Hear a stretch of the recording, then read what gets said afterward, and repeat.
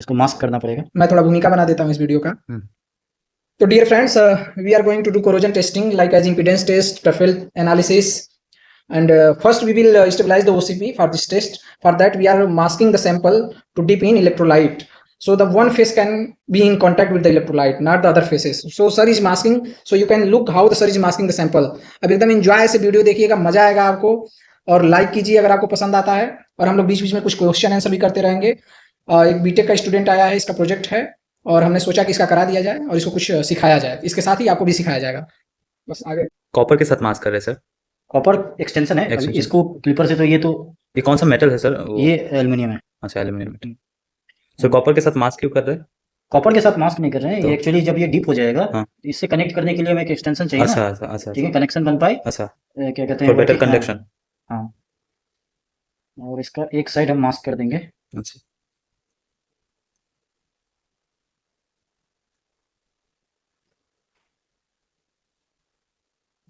Tape से mask कर।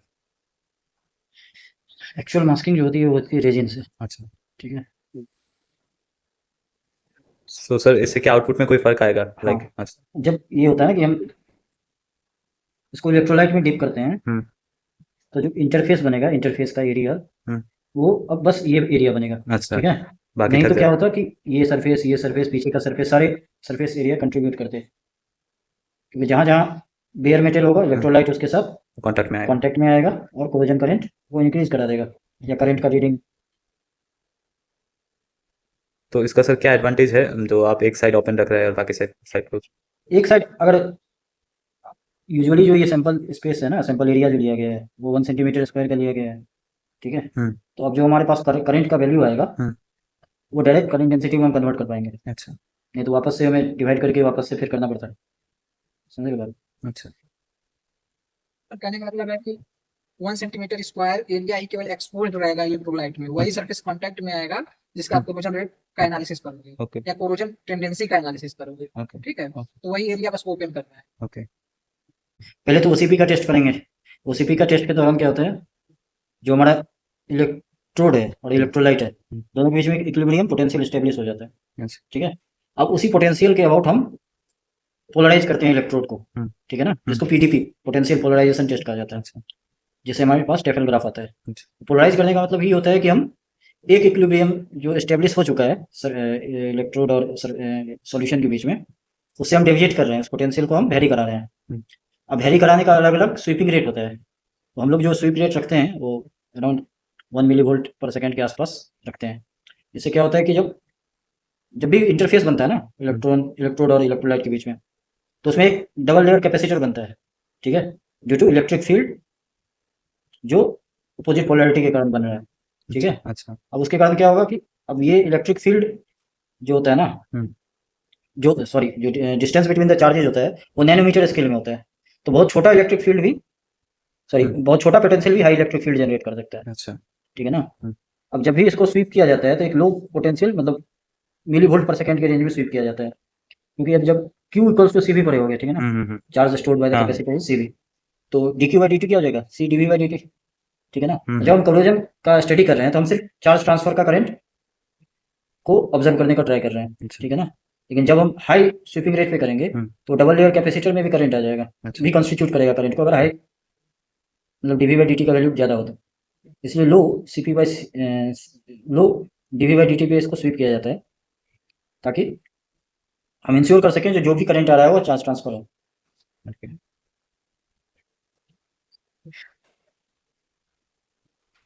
तो सर ने शायद फाइनल मास्क कर लिया है। दिखा दीजिए सर सैंपल। ये देखिए सैंपल है, मास्किंग इसी तरह से करनी है अच्छे से, और एक्सटेंशन है कॉपर का। सर ने इलेक्ट्रोलाइट डाल दिया है उसमें। इलेक्ट्रोलाइट क्या है सर, मतलब कौन सा सोल्यूशन है सर बताएंगे। सॉल्यूशन ये डिपेंड अपन एप्लीकेशन यूज कर सकते हो, इलेक्ट्रोलाइट बताना जरूरी नहीं है। हाँ, आप NaCl यूज कर सकते हो। अच्छा, कुछ और भी यूज कर सकते हो। एक्चुअली मेरा 3.5% वेट परसेंटेज के अकॉर्डिंग आप रिसर्च पेपर में पढ़ना। अच्छा, कौन सा सैंपल आप अप्लाई कर रहे हो उसके कारण ये निकल जाता है ना। हाँ सर, ये निकल जाता है। तो ये क्या है? ये रेफरेंस इलेक्ट्रोड है, AgAgCl। तो हमारे पास दो रेफरेंस इलेक्ट्रोड है, एक स्टैंडर्ड कैरामल इलेक्ट्रोड है और एक ये AgAgCl।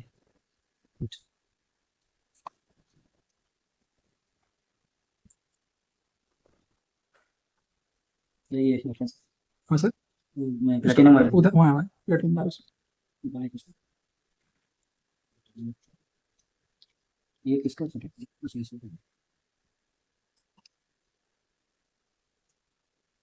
तो ये हमारा 3 इलेक्ट्रोड सेटअप है, अच्छा, जिसमें ये हमारा वर्किंग इलेक्ट्रोड है, हम्म, जिसे हम हमने रेफरेंस के नजदीक रखा है। Sample metal. हाँ, ये वर्किंग इलेक्ट्रोड हो गया, ये रेफरेंस इलेक्ट्रोड हो गया, ये काउंटर इलेक्ट्रोड हो गया। ओके, काउंटर इलेक्ट्रोड का काम ही यही होता है कि वो एक्स्ट्रा करंट को एब्जॉर्ब कर ले। काउंटर इलेक्ट्रोड ही कैथोड का काम करेगा, अच्छा, और जो तुम्हारा स्पेसमेन है ना वो एनोड का काम करेगा। अच्छा। सर वो मैं लगा देता हूँ। और रेफरेंस?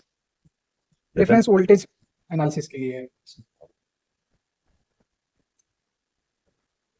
मुझे खोजना नहीं पड़ेगा ना। This is the reference electrode, this is the working electrode, this is the counter.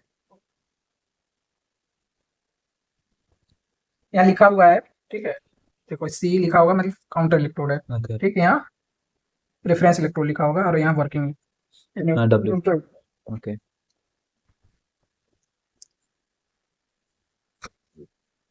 Working electrode is the metal case now, हाँ, and reference is AgCl. AgCl, and another one platinum है, platinum counter electrode. Okay. Mostly paper आप देखोगे ना तो इस पे आएगा graphite counter electrode Okay. और STE as a reference electrode calomel, ठीक है। लेकिन Okay. इसमें क्या है, इसका लिक्विड जो है ना वो खत्म हो गया, इसमें फिल करना है। इसमें होगा पारा, ठीक है, Okay. और उसका क्लोराइड फॉर्म ऊपर वाले फॉर्म में, Okay. ठीक है। हम इसको रिफिल करने की कोशिश कर रहे हैं, कैसे रिफिल किया जाता है, जा रहे हैं इसकी एनालिसिस करने, अच्छा, तो फिर ये भी काम में आने लगेगा। इसलिए अभी हम इसका यूज नहीं कर रहे हैं क्योंकि ये ड्राई हो गया है। okay. ये पूरा से नहीं होता।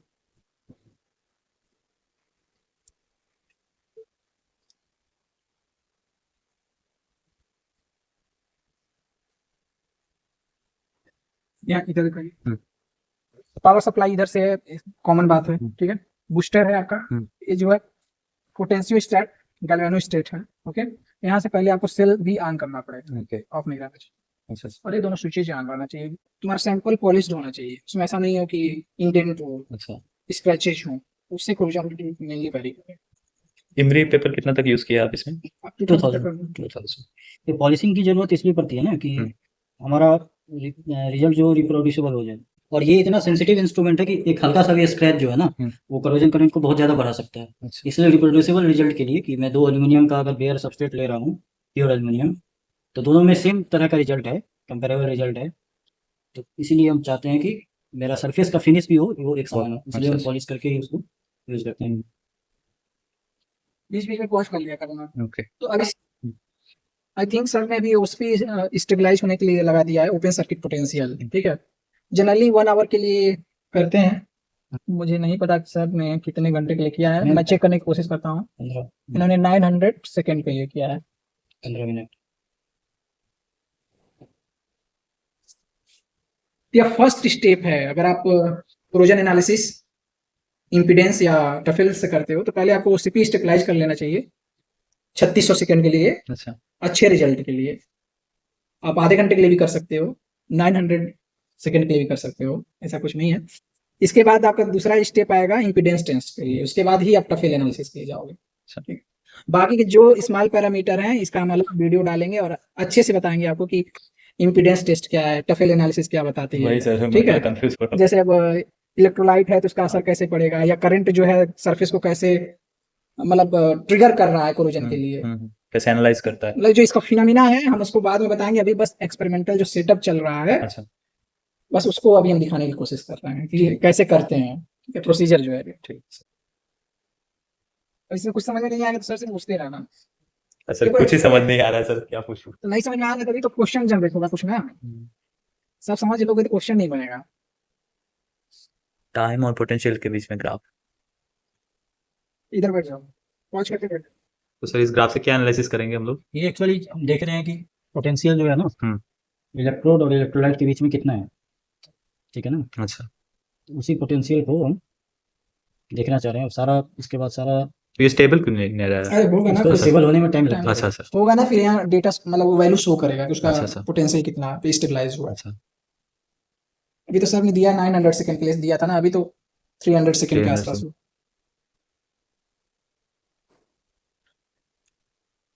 सर इसका फ्लक्चुएट होने का कारण, फ्लक्चुएट होने का कारण। फ्लक्चुएट अब इसका जब भी कोई चीज स्टेडी नहीं होता है तो टाइम के साथ वेरी करेगा। स्टेडी इसीलिए नहीं है ना, उसी को स्टेबलाइज करने के लिए ही हम इसको देते हैं। जब भी कभी इलेक्ट्रोलाइट डिप किया जाता है, सॉरी इलेक्ट्रोड डिप किया जाता है इलेक्ट्रोलाइट में, तो एक दोनों के बीच में पोटेंशियल जनरेट हो जाता है, ठीक है ना। और उसी पोटेंशियल को हम मेजर करना चाह रहे हैं, कितना पोटेंशियल, ठीक है। अब वो पोटेंशियल जब भी हम डिप करेंगे तो अब क्या हो रहा है कि इलेक्ट्रोलाइट को जाके स्पेसिस इलेक्ट्रोड पे एडजॉर्ब हो जाता है, ठीक है ना। जब तक ये एडजॉर्बेशन का प्रोसेस चलता रहेगा पोटेंशियल वेरी करता रहेगा, इसलिए हम चाह रहे हैं कि स्टेबल पोटेंशियल मिल जाए, उसके वो सारा हमारा रीडिंग है। ओके सर, ये इलेक्ट्रोलाइट का नाम क्या बताए थे, कौन सा मीडियम है, कौन सा? एल्कलाइन मीडियम में ही टेस्ट हो रहा है। अच्छा, जब पोलोजन का टेस्ट होता है या तो हम एसिडिक लेते हैं या एल्कलाइन लेंगे, अलग अलग पीएच पे ले सकते हैं इलेक्ट्रोलाइट को। अच्छा, या तो फिर मेरीन एनवायरनमेंट को सिमुलेट करना है तो हम 3.5 NaCl ले सकते हैं, अच्छा, या आप डायरेक्ट मेरीन से वाटर लो। अगर आपका इंस्टीट्यूट समुद्री इलाके में पड़ता है तो आप समुद्र से पानी ले आइए डायरेक्टली डायरेक्ट। तो चेन्नई वन्नी में जो भी टेस्ट वेस्ट करते हैं लोग पोलोजन का, तो वो डायरेक्ट मेरीन से करते हैं। समुद्र के पानी से ही कर देते हैं। तो इलेक्ट्रोलाइट हम लोग खुद भी ले सकते हैं, मतलब पानी भी ले सकते हैं? हाँ, आप देखिए जो भी आप स्टडी कर रहे हैं आप किस पे फोकस कर रहे हैं।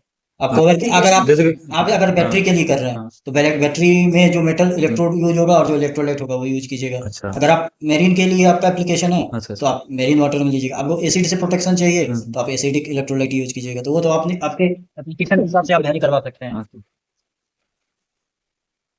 तो दोस्तों इस तरह से टेस्ट चल रहा है, और टेस्ट चल रहा है तो मैं एक बार फिर से आपको क्लियर करना चाहूंगा कि सरफेस जो है पॉलिश अच्छे से होना चाहिए, क्योंकि अगर सरफेस रफ है ना तो देखो वास्तविक जो एक्सपोज्ड एरिया है वो इरेगुलर हो जाएगा, इससे आपकी करंट डेंसिटी गलत आएगी जब आप टफेल एनालिसिस करोगे।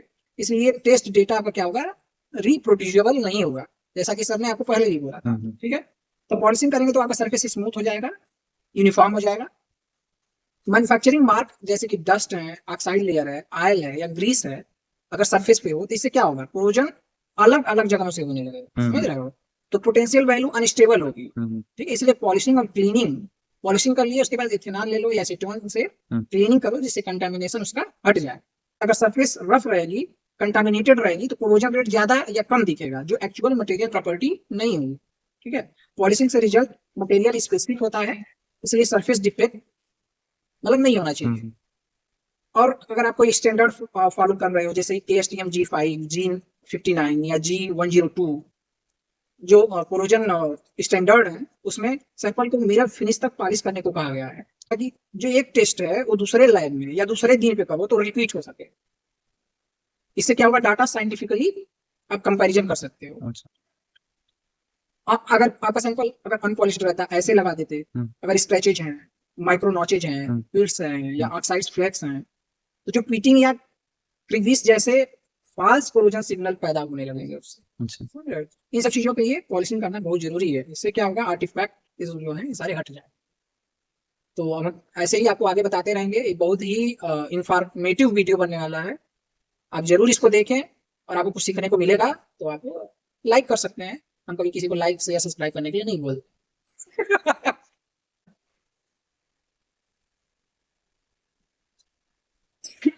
वॉच किया ना? नहीं हट दिया, रहने दीजिए।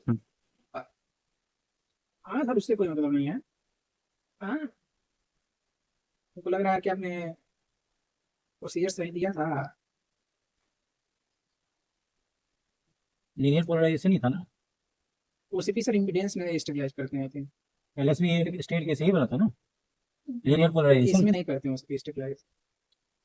उसी तो हर एक स्टेट पे करनी पड़ती है ना। ये तो आ गया। स्टार्ट करो, ये उधर से शूट करो यार, साइड से। तो हम OCP स्टेबलाइज करने जा रहे हैं, मैंने कुछ प्रोसीजर लिखा हुआ है, शायद इम्पीडेंस में ही OCP स्टेबलाइज होता है। इसके लिए हमारा जो सॉफ्टवेयर है नोवा 2.1.7, इसमें हम पहले ओपन लाइब्रेरी में जाना है, फिर इसको क्या करना है, एक्सपेंड कर देना है। एक्सपेंड करने के बाद इम्पीडेंस स्पेक्ट्रोस्कोपी में जाना है। इम्पीडेंस के बाद जो है आप उसमें चले गए क्या सर? नहीं वहीं से LSB कर लीनियर से पलटा है। चलिए इम्पीडेंस कर दीजिए। इम्पीडेंस में चले जाना है, उसके बाद गैल्वेनोस्टैटिक पोटेंशियोस्टैटिक में जाना है। वो एक मिनट, कंट्रोल सिग्नल, हाँ पोटेंशियोस्टैटिक में आप चले जाइए, ठीक है। इसको यहाँ लाइए OCP, ठीक, OCP यहाँ क्लिक कीजिए, टाइम इंटर ड्यूरेशन 900 सेकंड दे दीजिए, और interval time I think 1 second, बाकी को वही रहने दीजिए और इसको रन कर दीजिए। ओसीपी स्टेबलाइज हो जाएगा। ओसीपी स्टेबलाइज करना क्यों जरूरी है अभी मैं बताता हूँ। और ये तो जब इम्पीडेंस मेजरमेंट करना रहेगा, अभी ओसीपी स्टेबलाइज होगा। तो जब भी हम इलेक्ट्रोकेमिकल स्टडी करते हैं तो एक प्रॉपर सीक्वेंस में करना जरूरी है। इसलिए जरूरी है कि अगर हम सीक्वेंस फॉलो नहीं करते हैं तो हमारा रिजल्ट जो है सो एब्रप्ट आ सकता है।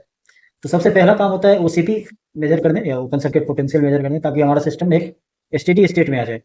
अब जब भी हमारा सिस्टम एक स्टेडी स्टेट में आ जाता है उसके बाद हम फर्दर रीडिंग अपना शुरू कर सकते हैं। तो अब बचता है ईआईएस और पीडीपी। तो इन दोनों में सबसे पहले हमें ईआईएस ही करना चाहिए, क्योंकि ईआईएस जब भी हम करते हैं तो अलग अलग फ्रिक्वेंसी पर एसी सिग्नल्स पास करते हैं। तो एसी सिग्नल स्मॉल पर्टिवेशन होता है।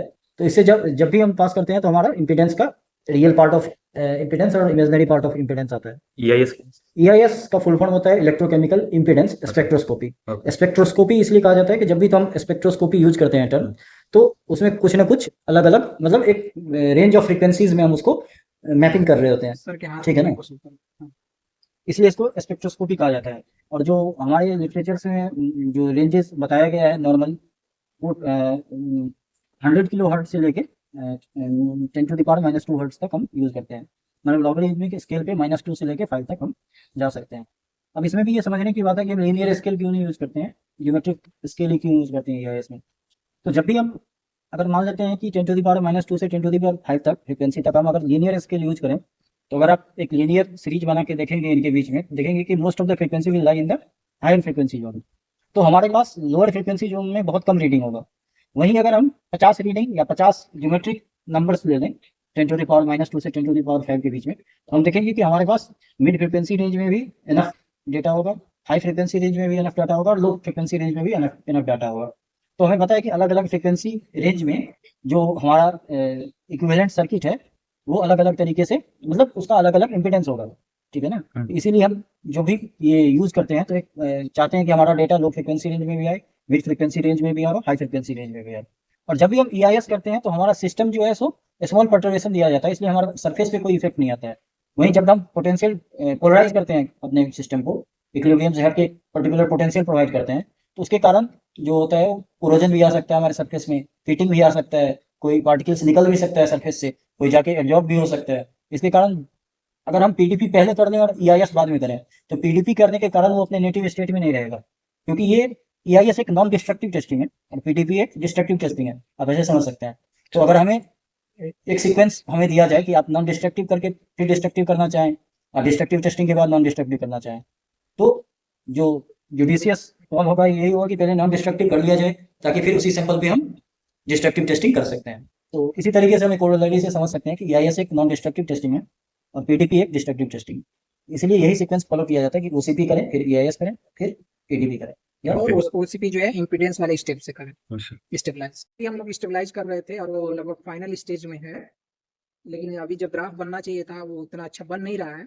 फिर भी मैं तो सर कंसीडर कर लेता हूँ अगर टाइम पूरा हो गया कि अब ओसीपी स्टेबलाइज हो गया है, और उस रेंज को लेके हम आगे बढ़ जाते हैं अपने टेस्ट में जो मैंने आज तक किया है।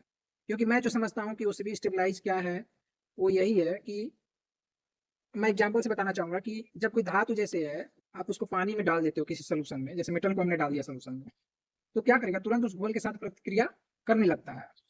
उदाहरण के लिए मान लो कि जैसे आप लोहे के चम्मच को नमक वाले पानी में डाल दिए, तो शुरू में क्या होगा, उसकी सतह पर हल्की जंग बनेगी, फिर थोड़ी देर में वो हटेगी, फिर एक नई परत बनेगी। यानी शुरुआती के जो कुछ क्षण है उसी में सब कुछ बहुत तेजी से बदलता है। इसलिए धातु का पोटेंशियल ऊपर नीचे होता है। जब तक धातु और घोल आपस में पूरी तरह से सेट नहीं कर लोगे आप, तब तक जो भी रीडिंग आपको मिलती है वो असली कोरोजन रीडिंग नहीं होती है। इसलिए हम लोग क्या कर रहे हैं कि ओसीपी स्टेबलाइज कर रहे हैं, जो कि ओपन सर्किट पोटेंशियल बोला जाएगा। समझ रहे हो? अगर हम दूसरे उदाहरण के तहत बताएं तो जैसे पानी में अगर आप एक पत्थर फेंक दो, तो पहली बार में क्या होगा, बहुत सारी लहरें बनती हैं। पानी जब शांत होगा तो उसमें तभी जाके आपका असली प्रतिबिंब दिखाई देगा। ठीक इसी तरह से जब आप कोरोजन टेस्टिंग करते हो, ओसीपी को शांत होने का समय देना पड़ता है, जो कि हम लगभग दे चुके हैं, अभी हमारी स्क्रीन पे दिख रहा है। अब हमको वहाँ पे पोटेंशियल वर्सेस टाइम का ये दिया होगा ग्राफ, उसको देखना होगा। ये तो ये देखिए स्टेप ओसीपी स्टेबलाइज हो गई है, लेकिन ये थोड़ी लीनियर रहती तो और अच्छा लगता। और ये ओसीपी का रेंज आ रहा है -0.533 वोल्ट। इम्पीडेंस एक बार फिर से रन कर दीजिए तो ये ठीक है, तो एक बार मैं और इसको रन कर देता हूँ। इसको नहीं इम्पीडेंस को भी मैंने रन किया है। This was the impedance I had given earlier, and this has run, but I just started this like this earlier. No, we can close this event. उसको बंद कीजिए, रोक दे कि बंद कर दे? बंद कर दीजिए 60 सेकंड पे कर कीजिए। जस्ट 60 सेकंड को इसका आंसर करने के लिए इसको बंद कर देते हैं। ठीक है, इसको रिकॉर्ड करने की जरूरत नहीं है, इसको रिकॉर्ड करने की जरूरत नहीं है। मैं एक बार स्टेबलाइज हो चुके हैं, 60 सेकंड पे भी चला जाएगा। 2 बार आधा घंटा तो स्टेबलाइज हो गया ना जी, 2 बार हो गया ना 60 सेकंड पे करते हैं। हाँ 60 कर दीजिए, चला दीजिए। तो एक बार 60 सेकंड में पुनः जो है हम ओसीपी को रन करना चाह रहे हैं। वो कुछ अच्छे से बंद नहीं हुआ होगा। तो हमने ओसीपी स्टेबलाइज कर दिया था, लेकिन एक बार पुनः सर ने कहा कि एक बार रन करने के लिए, तो मैंने इसको रन किया ताकि और अच्छे से स्टेबलाइज हो जाए। तो ओसीपी टेस्ट हम करते क्या है, करते क्यों है, मतलब ये बताता क्या है। ठीक है, तो ओसीपी जैसे मान लो अगर ओसीपी की वैल्यू ज़्यादा निगेटिव आ रही है, अब जैसे कि दो मटेरियल का आप कंपैरिजन कर लोगे, कंपैरिजन से ही पता चलेगा। तो ओसीपी अगर ज़्यादा निगेटिव है तो मेटल क्या होगा, जल्दी से जंग खाएगा। ओसीपी यदि कम निगेटिव है तो मेटल कंपैरेटिवली कम जंग खाएगा। देखो कंपैरेटिवली टर्म की बात कर रहे हैं, यानी आपको कंपैरिजन करना पड़ेगा किसी दो सैंपल से। ठीक है, अगर ओसीपी स्टेबल है तो इसका मतलब ये हो जाता है कि सरफेस पर जो भी फिल्म बन रही है अब वो स्टडी है। अगर ओसीपी बार बार बदल रहा है यानी सरफेस रिएक्शन अनस्टेबल है। कई बार ओसीपी से यह भी जानकारी आपको मिलती है कि मेटल एक्टिव है या पैसिव। कहने का मतलब है बहुत ज्यादा नेगेटिव ओसीपी है तो वही है कि मेटल एक्टिव है, हल्का पॉजिटिव ओसीपी है तो पैसिव फिल्म मौजूद है उस पे। जाके देखिए ना एक बार, एल्युमिनियम जाके देखो क्या स्थिति होगी, मेरे उसमें हाइड्रोजन फॉर्मेशन हो रहा है, यानी कि सबसे ज्यादा होता है, देखिए हाँ हाँ हाँ ठीक है। हाँ, दिख रहा है। अरे बाप रे बाप, बबल भी फॉर्म्स हो रहे हैं। हाइड्रोजन ही है ना वो तो? अरे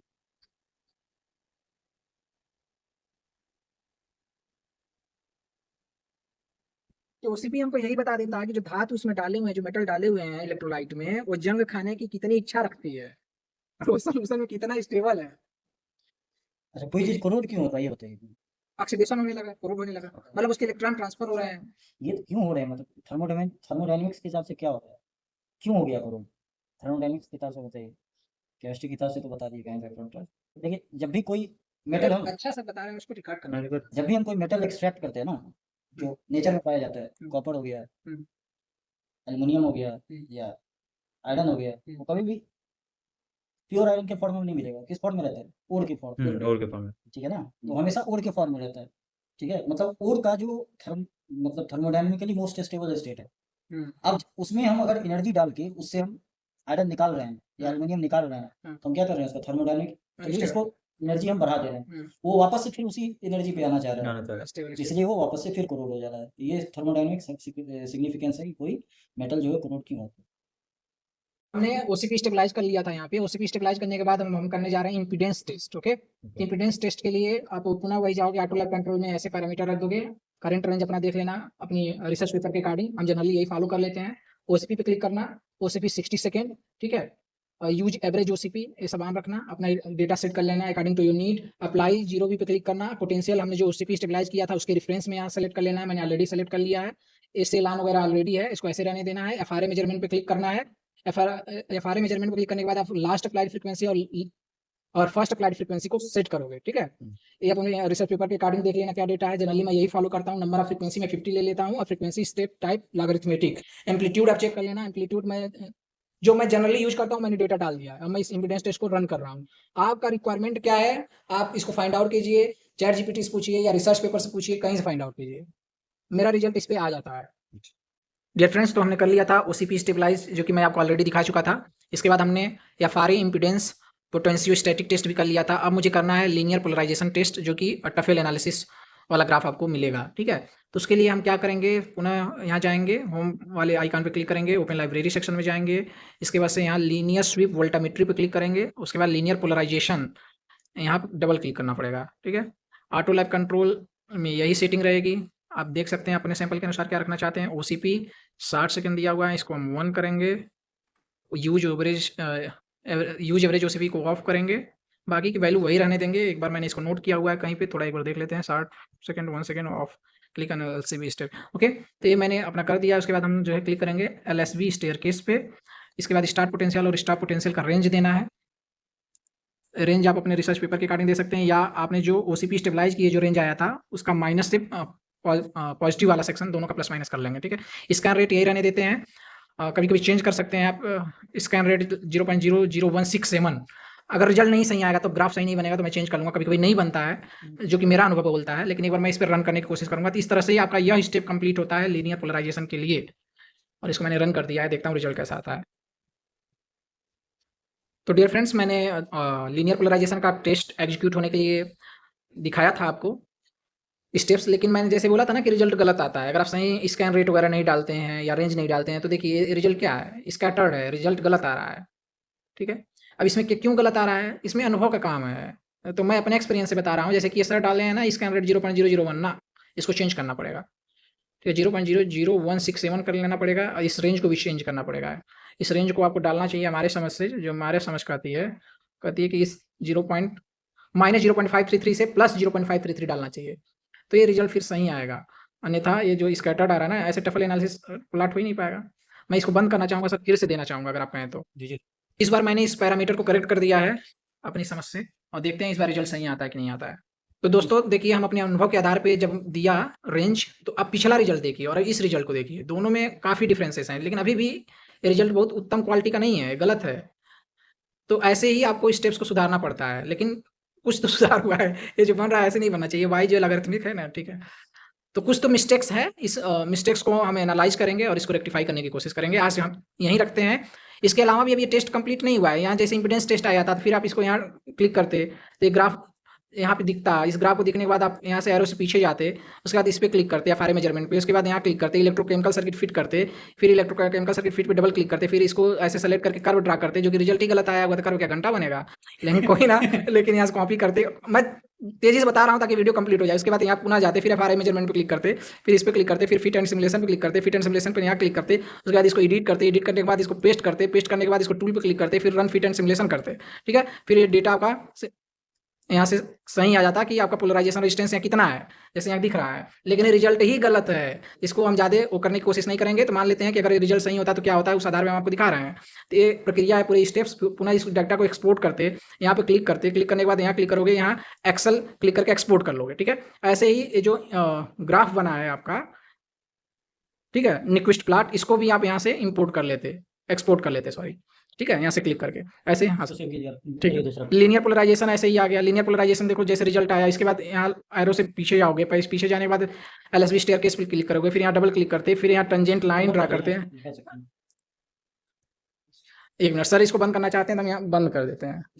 एक मिनट, हाँ एक मिनट, ठीक है, आप दूसरा सिंबल डाल सकते हैं। ठीक है, तो ये सारी स्टेप्स ऐसे क्लिक करने के बाद, अब जैसे मशीन मैंने बंद कर दिया तो शायद उतना फंक्शन नहीं कर रहा है, या कर सकता है। तो ये टेंजेंट करते थे, लेकिन जो टफल प्लॉट बनता है ना दोस्तों, वो ऐसे आएगा, ऐसे जाएगा। कर्सर को देखो ध्यान से, यूं एंड देन यूं, okay, and then this tangent line. इसमें लगा था कि नहीं जी, ये ऐसे ही लगा हुआ था।